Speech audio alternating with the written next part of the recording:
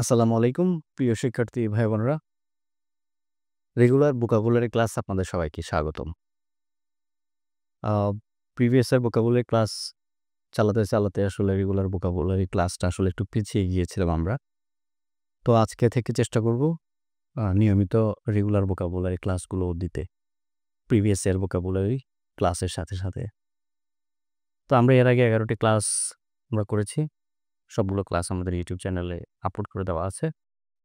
তো তারই ধারাবাহিকতায় এটি হচ্ছে আমাদের আজকে ১২ নম্বর ক্লাস। এবং আমরা প্রত্যেকটি ক্লাসে আমরা ৫ টি করে ভোকাবুলারি আমরা শিখি। সেগুলোর বিভিন্ন ফর্ম, সিনোনিম, অ্যান্টোনিম এবং ২ টো করে এক্সাম্পল সহ। তো আজকের ক্লাসেও আমরা এর ব্যতিক্রম কিছু শিখব না। একই রকম আমরা জিনিস শিখব। তো চলুন আমাদের ক্লাসটি শুরু করা যাক।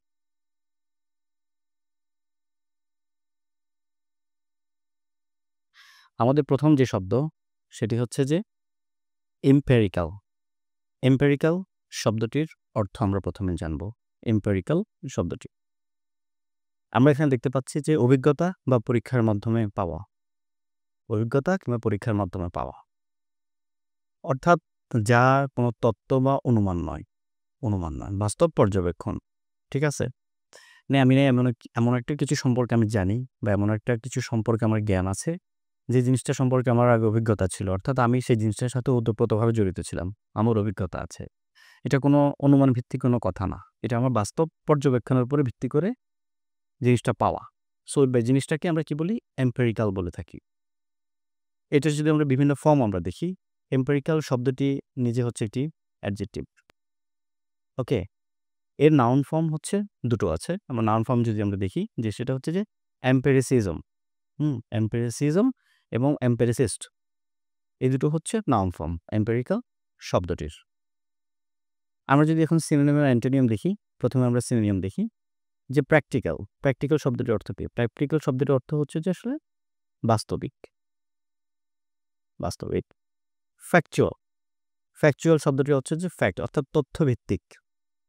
তথ্যভিত্তিক কথাবার্তা অর্থাৎ ফ্যাক্ট নিয়ে আমরা যে আলোচনা করি আর কি, বিভিন্ন ধরনের ফ্যাক্ট। তথ্যভিত্তিক যে আলোচনা ওটা ফ্যাকচুয়াল ডিসকাশন, তথ্যভিত্তিক আলোচনা। সেটা বোঝাতে আমরা আসলে ফ্যাকচুয়াল শব্দটি ব্যবহার করে থাকি। অবজারভেশন, আমি একটা জিনিসকে অবজার্ভ করি, একটা জিনিসকে খুব অন্তর্দৃষ্টি দিয়ে দেখি, একটা জিনিসকে ভালোভাবে আমি পর্যবেক্ষণ করার চেষ্টা করি। ঠিক আছে? সো সেই জিনিসটাকে আমরা অবজারভেশন বলতে পারি। তাহলে এটার অর্থ কি হচ্ছে? পর্যবেক্ষণমূলক।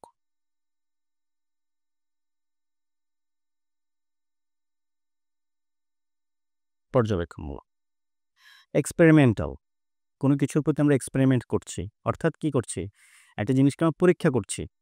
এক্সপেরিমেন্ট করা হচ্ছে যে পরীক্ষা করা। সো এক্সপেরিমেন্টাল শব্দটির অর্থ হচ্ছে যে পরীক্ষামূলক।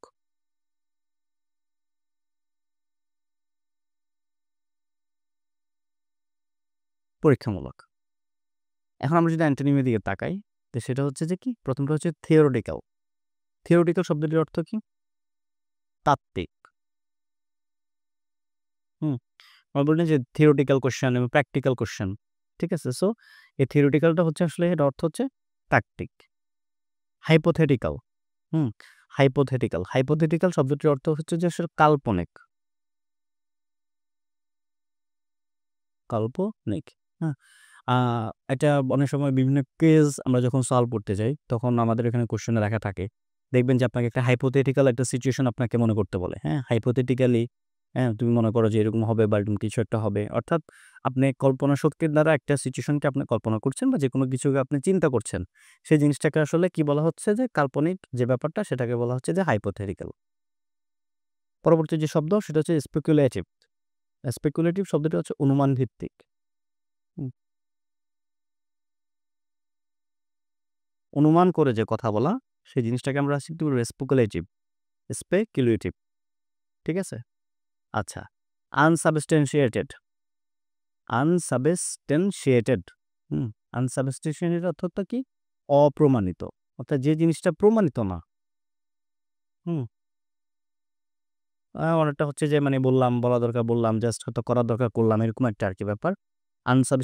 আনসাবস্টেন্সিয়েটেড বলতে এটা আমরা অর্থ হচ্ছে যে অপ্রমাণিত। তো জিনিসটা প্রমাণ করার মতো না। এবার যদি আমরা এক্সাম্পল এর দিকে তাকাই যে empirical studies show that exercise improve mental health. তাহলে কি বলা হচ্ছে যেখানে এম্পেরিক্যাল স্টাডিজ, অর্থাৎ যে কি বলে এটাকে, যে তত্ত্বের সমর্থন, আমাদের অভিজ্ঞতামূলক যে আমাদের যে বিদ্যা আছে আর কি, অর্থাৎ অভিজ্ঞতার উপরে ভিত্তি করে, অর্থাৎ পর্যবেক্ষণের উপরে ভিত্তি করে যে বিদ্যা বা যে স্টাডি, হ্যাঁ, পর্যবেক্ষণমূলক যে বিদ্যা আমাদেরকে কি করছে, শো করছে যে that exercise improve mental health, অর্থাৎ ব্যায়াম কি করে মানসিক শক্তিটাকে, অর্থাৎ মানসিক স্বাস্থ্যটাকে কি করে, ইমপ্রুভ করে। ওকে, এম্পেরিক্যাল অবজারভেশন, হুম, অথবা কি বাস্তবিক অবজারভেশন, যেটা কি প্রুভ দ্যাট কি the new drug was effective, অর্থাৎ বাস্তবিক প্রয়োগের মাধ্যমে যে ওষুধটার কথা বলা হচ্ছে যে সেটি কি করছে, নতুন ড্রাগটি কি ওয়াজ এফেক্টিভ, অর্থাৎ এটি এফেক্টিভ ছিল, মানে এটা ফলপ্রসূ ছিল, এটা কাজে দিয়েছে, এখানে ঠিক সেটাই বোঝানো হচ্ছে। ওকে, আমরা যদি এখন আমাদের পরবর্তী শব্দে যাই, আমাদের পরবর্তী ওয়ার্ড যেটি আছে বা ভোকাবুলারি যেটি আছে সেটি হচ্ছে যে ডিসমিস। হ্যাঁ, খুবই পরিচিত একটি শব্দ, আশা করি এটা বুঝতে আপনাদের বা আমাদের আসলে খুব একটা বেশি কষ্ট হবে না আর কি। চাকরি থেকে বরখাস্ত করা, কাউকে ডিসমিস করে দেওয়া, হ্যাঁ, কাউকে অগ্রাহ্য করা বা প্রত্যাখ্যান করা, কোনো বিষয়কে গুরুত্ব না দেওয়া, হুম, তাকে ডিসমিস করে দাও। ওকে, ডিসকাশনটা কি করো, হ্যাঁ, ডিসমিস করে দাও মানে প্রত্যাখ্যান করো বা এটাকে বাদ দাও, এটা অতটা আসলে এখন আর গুরুত্বপূর্ণ না, সো বাদ দাও, ঠিক আছে। তখন আমরা কি করি, আমরা ডিসমিস শব্দটি আমরা ব্যবহার করে থাকি। এই ডিসমিস শব্দটির অর্থ কি, সেটা হচ্ছে যে শব্দটি নিজে হচ্ছে এটা একটি ভার্ব, অর্থাৎ বরখাস্ত করা বা প্রত্যাখ্যান করার যে ব্যাপারটা, সেটি হচ্ছে যে কি আমরা এই ডিসমিস শব্দটা আমরা কি করি, আমরা বুঝে থাকি। এছাড়া কি এটার যদি আমরা নাউন ফর্ম অ্যাডজেক্টিভ ফর্ম দেখি, যে সেটা হচ্ছে যে ডিসমিসাল, ডিসমিসিভ। ডিসমিসাল শব্দটির অর্থ শুধুমাত্র এখানে বোঝায় যে বরখাস্ত। হুম, এটি একটি নাউন। ওকে, ডিসমিসিভ অগ্রাহ্য বা অবজ্ঞাপূর্ণ, অবজ্ঞাপূর্ণ। তার বিহেভিয়ারটা কেমন ছিল, ডিসমিসিভ ছিল অথবা অবজ্ঞাপূর্ণ বিহেভিয়ার ছিল, ঠিক আছে। আচ্ছা, এখন আমরা যদি সিনোনিম অ্যান্টোনিম আমরা আলোচনা করতে যাই, তাহলে আমরা যেটা পাই যে সে প্রথম হচ্ছে টার্মিনেট করা। টার্মিনেট, এটা জিনিস কি করা, সম্পর্ক শেষ করা। টার্মিনেট হচ্ছে যে কোনো কিছুর সাথে সম্পর্ক ছিল, হ্যাঁ, একটা জিনিসকে স্থগিত করা বলতে আসলে বুঝি আর কি, সম্পর্ক শেষ করা বলতে আমরা টার্মিনেট বলে থাকি। মানে সম্পর্ক বলতে আসলে একদম যে সম্পর্ক, এক্স্যাক্টলি যে সম্পর্ক বলছে ঠিক এরকম কিছু না, অর্থাৎ যে একটা চুক্তি ছিল আর কি, কারোর সাথে যে সম্পর্কের ব্যাপারটা, কারোর সাথে যে রিলেশনের যে ব্যাপারটা, একজন একজনের সাথে যে আমরা যে কি বলে কানেক্ট থাকি আর কি, সেই জিনিসটাকে কি করা, একেবারে বাতিল করে দেওয়া বা প্রত্যাখ্যান করা আর কি, সেই জিনিসটাকে আমরা টার্মিনেট বলে থাকি। ডিসচার্জ, হ্যাঁ, চাকরির বাজারে খুবই সুপরিচিত একটি শব্দ, বরখাস্ত। রিজেক্ট, ওকে, রিজেক্ট শব্দের অর্থ কি, এটা প্রত্যাখ্যান করা, আমরা এখানে ইগনোর করা, হ্যাঁ, কাউকে অগ্রাহ্য করা। এই দুটো শব্দ সম্পর্কে আশা করি আপনার বুঝতে খুব একটা সমস্যা হবে না। আমরা যদি অ্যান্টোনিম দেখি, যে সেটা হচ্ছে যে কি হায়ার করা। হায়ার মানে কি, নিয়োগ করা, সহজ করা যেটা। হুম, হায়ার করা, নিয়োগ করা। এমপ্লয়, এমপ্লয় শব্দটা কি, এমপ্লয় শব্দের অর্থ হচ্ছে চাকরি দেওয়া।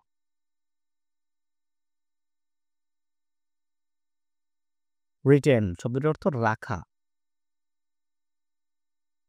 ওয়েলকাম, স্বাগত জানানো, খুব স্বাভাবিক, আমরা জানি স্বাগত জানানো। এখন যদি আমরা এর এক্সাম্পল যদি আমরা দেখি, তাহলে এক্সাম্পল আমরা দেখতে পাই যে the manager decided to dismiss him due to the poor performance, due to poor performance, অর্থাৎ কি করেছে, ম্যানেজার ডিসাইড করেছে কি, টু ডিসমিস হিম, অর্থাৎ তাকে কি, তাকে বের করে দিতে, তাকে বরখাস্ত করতে। ম্যানেজার সেই ডিসিশনটা নিয়েছে ডিউ টু পুয়ার পারফরমেন্স, অর্থাৎ খারাপ পারফরমেন্সের কারণে ম্যানেজার তাকে কি করবে, তাকে বরখাস্ত করবে, বের করে দেবে। শি ওয়াজ ডিসমিসড, তাকে কি বরখাস্ত করেছিল ফ্রম হার পজিশন, তার কি পজিশন থেকে, আফটার দ্য ইনভেস্টিগেশন, অর্থাৎ যে তদন্ত করা হয়েছিল সে তদন্তের পরে কি করা হয়েছে, তাকে তার পজিশন থেকে বরখাস্ত করা হয়েছিল। এটি হচ্ছে আমাদের এক্সাম্পল, অর্থাৎ তাহলে আমরা শি ডিসমিসড এবং the manager decided to dismiss him, এই দুটো এক্সাম্পল আমরা দেখতে পেলাম। এখন যদি আমরা আমাদের পরবর্তী অর্থাৎ 3 নম্বর শব্দে আমরা যদি যাই, যে সেটি হচ্ছে যে রেলিগেট। রেলিগেট শব্দটি অনেক বেশি পরিচিত হচ্ছে, আমরা যারা ফুটবল খেলা পছন্দ করি তারা হচ্ছে রেলিগেট শব্দটাকে অনেক বেশি আসলে আমরা রিলেট করতে পারবো আর কি, হ্যাঁ। নিম্ন অবস্থানে নামিয়ে দেওয়া, হ্যাঁ? রেলিগেট জোনে আমরা থাকা আর কি। দেখবেন যে ফুটবলের যে পয়েন্ট যে টেবিল আছে, দেখবেন যে ওখানে একদম লাস্টের দিকে 2টা কিংবা 4টা টিম থাকে, রেলিগেশন জোনে থাকে। অর্থাৎ তারা একদম নিচের দিকে থাকে আর কি। কম গুরুত্বপূর্ণ অবস্থানে স্থানান্তর করা বা কোনো বা দায়িত্ব অবলম্বন করা আর কি, রেলিগেট করা। ঠিক আছে? রেলিগেট শব্দটি কি? রেলিগেট শব্দটি নিজে হচ্ছে এটা একটি ভার্ব। অর্থাৎ কি? এটা অর্থ যদি আমরা দেখি যে অবমাননা করা বা নামিয়ে দেওয়া। এটাকে আমরা নামিয়ে দেওয়া বললে সহজে আমরা মনে রাখতে পারবো। নামিয়ে দেওয়া। রেলিগেশন, অবমানন এটাকে আমরা যদি দেখি অবনমন। রেলিগেশন জোন, হ্যাঁ? কি? এটা রেলিগেশন জোন। রেলিগেটেড শব্দটি হচ্ছে যে কি? অবনমিত। অবনমিত। ঠিক আছে? আচ্ছা, এখন আমরা যেটা সিনোনিম দেখি যে সেটা হচ্ছে যে ডাউনগ্রেড। খুবই সুপরিচিত একটি শব্দ। নিচে নামা এবং নিম্নতর করা আর কি, হ্যাঁ? ডাউনগ্রেড তুমি আমার কি বলে এটাকে হি ডাউনগ্রেড হিজ কি বলে পজিশন, জানি না এটা কিছু হয়েছে নাকি।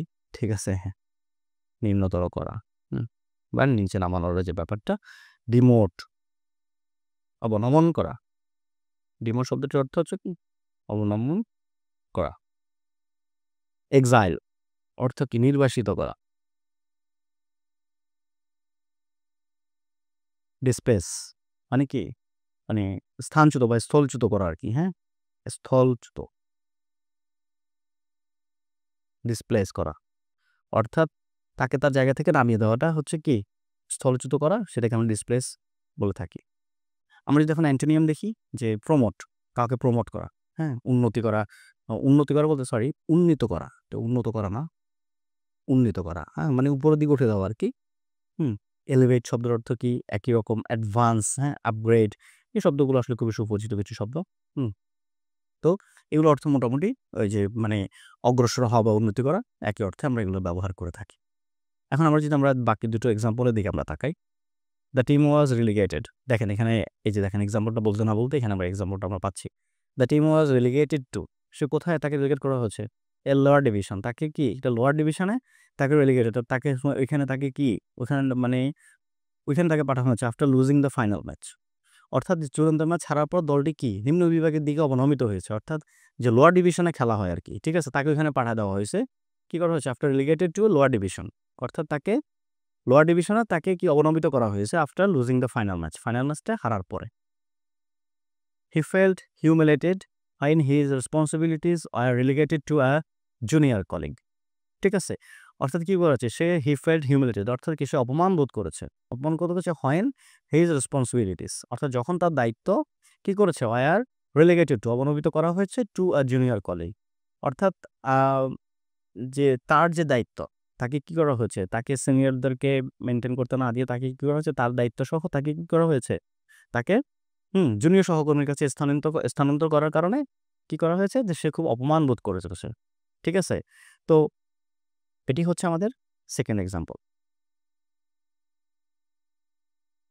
আমাদের 4 নাম্বার ভোকাবুলারি, আমরা যে 4 নাম্বার ভোকাবুলারি আমরা যদি দেখি, এখানে হচ্ছে কনভলিউটেড। কনভলিউটেড শব্দটির অর্থ কি? জটিল। প্রথম শব্দ দ্বারা আমরা সহজে বুঝে গেছি জটিল। অর্থাৎ কি? গোলেমেলে, মানে একদম এলোমেলো, কিছু বোঝা যাচ্ছে না। যা বোঝা বা সমাধান করা কঠিন। অথবা এখানে বলতে পারি যে যা কোনো বিষয় বা চিন্তা অতিরিক্তভাবে জটিল বা বিভ্রান্তিকর, হ্যাঁ? বিভ্রান্তিকর আমরা এখানে বলতে পারি। আমরা সহজে বুঝতে পারবো। ঠিক আছে?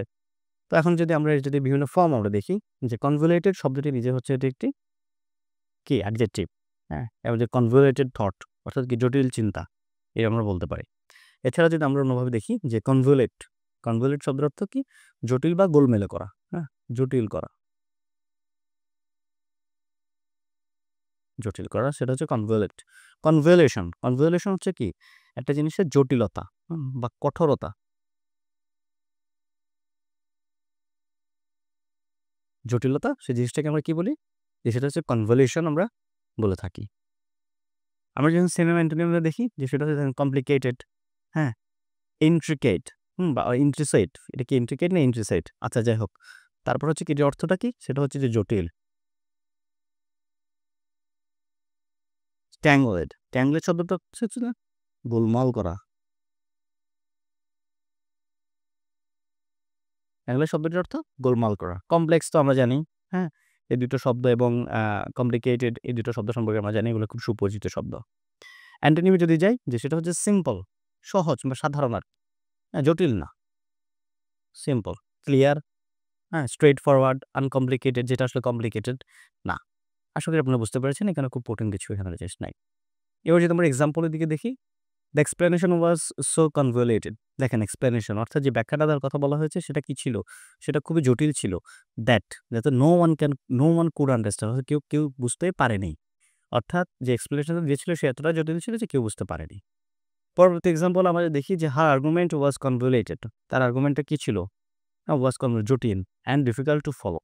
অর্থাৎ সে যে আলোচনা করছে বা সে যে কি বলে আর্গুমেন্ট করছে সেটা ছিল কি? সেটা অনেক জটিল ছিল এবং কঠিন ছিল।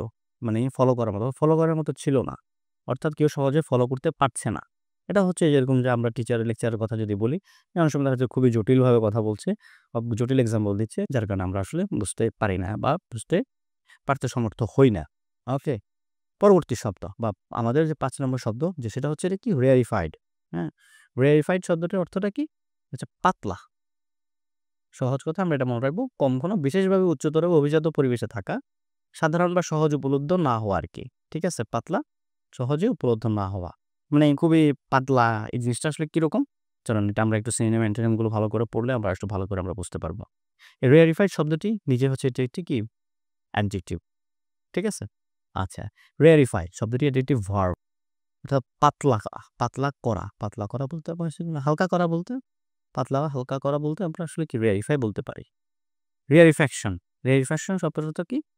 যে মানে বা এটাকে কি বলে? এটার মানে পাতলা বা খুবই মানে কম ঘনত্বের যে ব্যাপারটাকে এক কথায় বলতে যে মানে পাতলাতা আরকি, হ্যাঁ? এরকম একটা বোঝাতে আসলে রেয়ারফিকশন বলে। এরকম কিছু শব্দ আছে কিনা আমি জানি না। ঠিক আছে? তো এটা হচ্ছে রেয়ারফিকশন। থিম, হ্যাঁ? খুবই সুপরিচিত শব্দ। পাতলা, ওকে। এক্সক্লুসিভ। এক্সক্লুসিভ তো অভিজাত।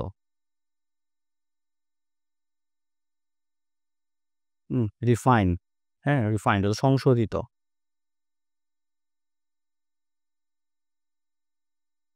হ্যাঁ, রিফাইন্ড ওয়াটার মানে কি অনেক বেশি এটাকে কি বলা হইছে? এটাকে অনেক বেশি ছাঁকা হইছে। এটাকে অনেক বেশি বিশুদ্ধকরণ হইছে আরকি। ঠিক আছে? সেটা অনেক বেশি কি সংশোধিত রিফাইন্ড বলে থাকি। লোফটি অর্থ কি? উচ্চ। ওকে, ডেন্স ঘন। পাতলা না, এটা ঘন। ওকে, কমন তো কি? সাধারণ। ওই যে ওটা উচ্চতর আমরা বুঝি তো অভিজাত বুঝেছি না এটা, না? তো এখানে কি হচ্ছে কমন। অর্ডিনারি, সাধারণ। অ্যাক্সেসিবল, হ্যাঁ? অ্যাক্সেসিবল মানে কি? একটা জিনিস হচ্ছে যে প্রাপ্য। ওকে। অর্থাৎ আমরা এই জায়গাটাতে আমাদের অ্যাক্সেস আছে কিনা বা অ্যাক্সেসিবল জিনিসটা খুব ইজিলি অ্যাক্সেসিবল মানে জিনিসটা খুব সহজে পাওয়া যায় আরকি। সেই জিনিসটা বলতে আমরা আসলে অ্যাক্সেসিবল আমরা বলে থাকি। আচ্ছা, he is part of rarefied social circle that few can enter. অর্থাৎ এখানে যদি আমরা এটা বলি যে তিনি একটি অভিজাত, হ্যাঁ, সামাজিক গোষ্ঠীর অংশ। কিসের? রেয়ারিফাইড সোশ্যাল সার্কেল অর্থাৎ কি? অভিজাত সমাজের অংশ। রেয়ারিফাইড সোশ্যাল সার্কেল অর্থাৎ দ্যাট ফিউ ক্যান এন্টার অর্থাৎ কি? একটা অভিজাত সমাজের গোষ্ঠী যখন কেউ অংশ হয় দেখবেন যে আমরা যে বলি না বড়লোকের বিরাট কারবার। সেখানে কিন্তু সাধারণ মানুষজনের কিংবা আমরা যারা আসলে আমাদের খুব একটা মানে আমরা ভ্যালুয়েবল না, হ্যাঁ? আমরা মনে করি আরকি। তারা কিন্তু সাধারণত ওই জায়গাগুলোতে আমরা যাই না বা আমরা আসলে ওই জায়গাগুলোতে যাওয়ার জন্য পারমিটেড না বা আমরা হচ্ছে ওই জায়গাগুলোতে আমরা সহজে ইনক্লুড হতে পারি না আরকি। এখানে সেই জিনিসটা বোঝানো হচ্ছে আরকি। The rarefied atmosphere of the academic world, হ্যাঁ? often intimate intimidates intimidates newcomers অর্থাৎ এখানে কি বলা হয়েছে? দ্য রেয়ারিফাইড অ্যাটমসফিয়ার অর্থাৎ একাডেমিক জগতের যে কি বলে? যে উচ্চতর পরিবেশ সেটা কি করেছে? আমরা যে বিদেশে যারা পড়াশোনা করতে যাই বা আমরা সম্পূর্ণ একটা নতুন একটা উচ্চমানের জায়গায় যখন আমরা পড়াশোনা করতে যাই, গ্রাম থেকে যখন একটা ছেলে দেখায় ম্যাক্সিমাম ক্ষেত্রে দেখা যায় যে প্রাইভেট ইউনিভার্সিটিগুলো যখন পড়তে যায়, সেখানকার কালচার, সেখানকার যে পরিবেশ সবকিছু মিলায়া একটা মানুষ দেখবেন যে অনেক বেশি কি বলে? হয়তো কনফিডেন্ট পায় না। এখান থেকে সেই জিনিসটা বলা হচ্ছে দ্য রেয়ারিফাইড অ্যাটমসফিয়ার অর্থাৎ যে অভিজাত যে পরিবেশটা আছে অফ দ্য একাডেমিক ওয়ার্ল্ড অর্থাৎ পড়াশোনা জগতের যে অভিজাত একটা পরিবেশ আছে অফেন, হ্যাঁ, কি? ইন্টিমিডেটস নিউকামার্স অর্থাৎ কি? নতুনদের জন্য এটা এক ধরনের ভীতি তৈরি করে। হ্যাঁ? এটার সাথে নতুনদেরকে ওয়েলকাম করে না। কারণ পরিবেশটা এতটাই অভিজাত, হ্যাঁ? সে অভিজাতের সাথে অনেকেই আগে থেকে পরিচিত না। যার কারণে হঠাৎ করে যখন নতুন একটা পরিবেশে যায়, এরকম একটা অভিজাত পরিবেশে যায় পড়াশোনার ক্ষেত্রে, তখন কি হয়? তারা ওই জিনিসটাকে কি করে? ওই যে নতুন পরিবেশ তাদেরকে ওইভাবে ওয়েলকাম করে না। এখানে ঠিক এই জিনিসটাকে বোঝানো হয়েছে। ওকে? তো এই ছিল আজকে আমাদের ক্লাস। আমরা আজকে ক্লাস আমরা ৫ টি ভোকাবুলারি আমরা প্র্যাকটিস করেছি। একদম খুব প্রত্যেকটা শব্দের আমরা বাংলা অর্থ সহ এবং এক্সাম্পল গুলোকে এক্সপ্লেইন করা সহ আরকি। ঠিক আছে? তা আমাদের পরবর্তী ক্লাস অর্থাৎ ১৩ নাম্বার ক্লাসে আমরা আরো ৫ টা ভোকাবুলারি নিয়ে আসবো। চেষ্টা করব যে পরের ক্লাসগুলোতে আসলে ভোকাবুলারিকে আরো একটু explanatory করতে আপনাদের জন্য। কারণ হচ্ছে যে এই ক্লাসগুলো আসলে সবগুলো একই রকম হয়ে যাচ্ছে। সো আপনারা হয়তোবা একটু বোরিং ফিল করতে পারেন। তো ১৩ নম্বর ক্লাস অর্থাৎ পরবর্তী ক্লাস অ্যা ব্যা সবাইকে সবার দেখার আমন্ত্রণ রইলো এবং আমাদের ক্লাসগুলো নিয়ে আপনাদের যদি কোনো মতামত থাকে সেক্ষেত্রে আপনারা কমেন্ট করতে পারেন। আমাদের ভিডিওর নিচে আপনারা কমেন্ট সেকশনে কমেন্ট করতে পারেন এবং আমাদের চ্যানেলটিকে সাবস্ক্রাইব করবেন। ভিডিওটা পছন্দ হলে লাইক করবেন এবং বেল বাটনে ক্লিক করে রাখবেন যাতে করে নতুন কোনো ভিডিও আসলে আপনার সাথে, সাথে সেটার নোটিফিকেশন পেয়ে যান এবং আমাদের ফেসবুক পেজ সেটা হচ্ছে ফেসবুক পেজের লিঙ্কটা আপনারা স্ক্রিনেও দেখতে পারবেন এবং সেটার লিঙ্ক আমরা আমাদের ডেসক্রিপশন বক্সে দিয়ে দিব এবং এই ক্লাসগুলোর এই ভোকাবুলারি যে ক্লাসগুলো আছে আপনারা দেখতে পাচ্ছেন এগুলোর কিন্তু আমরা কি বলে এটা আরকি আমরা পিডিএফটা আমরা কিন্তু দিয়ে দিচ্ছি সেটার লিঙ্ক কিন্তু ডেসক্রিপশন বক্সে থাকে। পিডিএফে আমরা যেটা করি যে সেটা হচ্ছে যে এখানে এই যে অর্থগুলো আছে এই অর্থগুলো আমাদের থাকে না। এর কাহিনী হচ্ছে যে আসলে আপনারা যখন এগুলো পড়বেন, হ্যাঁ? সো আপনারা যাতে নিজেরা মনে করতে পারেন। কারণ হচ্ছে আমি তো এখানে লিখিয়ে দিচ্ছি। পরবর্তীতে যদি আপনার পড়ার ইচ্ছে থাকে যে আপনি ভিডিও থেকে দেখে, দেখে এটার অর্থগুলো আপনি লিখে রাখবেন বা আপনি শিখে রাখবেন। অর্থাৎ পিডিএফটা দেখে আপনি মনে করতে পারবেন আরকি। এজন্য আসলে আমরা পিডিএফে এই অর্থগুলো আমরা দেই না। একদম ফ্রেশ পিডিএফটা দেই। তো যাই হোক আজকের ক্লাস এ পর্যন্তই। সবাই ভালো থাকেন, সুস্থ থাকেন। আল্লাহ হাফেজ।